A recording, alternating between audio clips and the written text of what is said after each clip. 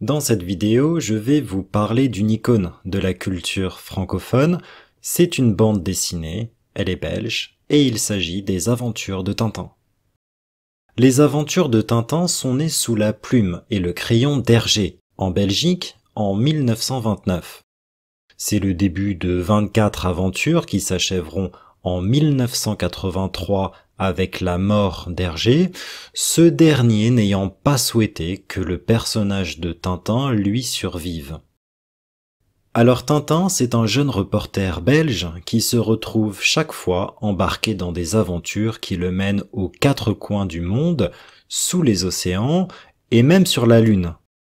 Entouré de son fidèle chien Milou, du brave capitaine Haddock et d'autres personnages très attachants tels que les maladroits Dupont et Dupont ou la cantatrice Bianca Castafiore, Tintin réussit chaque fois à déjouer intrigues, complots et projets d'assassinat. Que ce soit au Pérou avec le Temple du Soleil, en Amazonie avec l'Oreille cassée, en Chine avec le Lotus bleu, au Maroc avec le crabe aux pinces d'or, en Arabie avec Coq en stock, ou sur le toit du monde avec Tintin au Tibet, les voyages de Tintin sur tous les continents offrent chaque fois au lecteur un dépaysement garanti et sont toujours pour lui l'occasion de découvrir de nouvelles cultures et civilisations. D'autant plus qu'à partir du Lotus bleu en 1936, les histoires et les dessins sont de plus en plus réalistes et documentés, dépassant les stéréotypes très critiqués des premiers albums.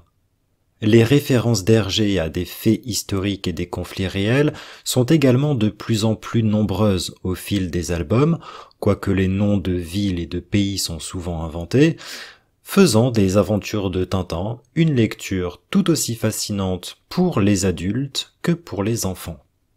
Est-ce que vous connaissiez Tintin, le capitaine Haddock, le professeur Tournesol et les Dupont et Dupont? Quel est votre album de Tintin préféré? Comment est traduit le nom des Dupont et Dupont dans votre pays? Thompson and Thompson, Fernandez y Hernandez, Toupin et Toupin. N'hésitez pas à partager votre opinion et votre expérience dans les commentaires. C'est tout pour Tintin, j'espère que vous avez aimé cette vidéo. Si c'est le cas, comme toujours, n'oubliez pas de liker et je vous dis à très bientôt pour parler d'une autre icône de la culture française.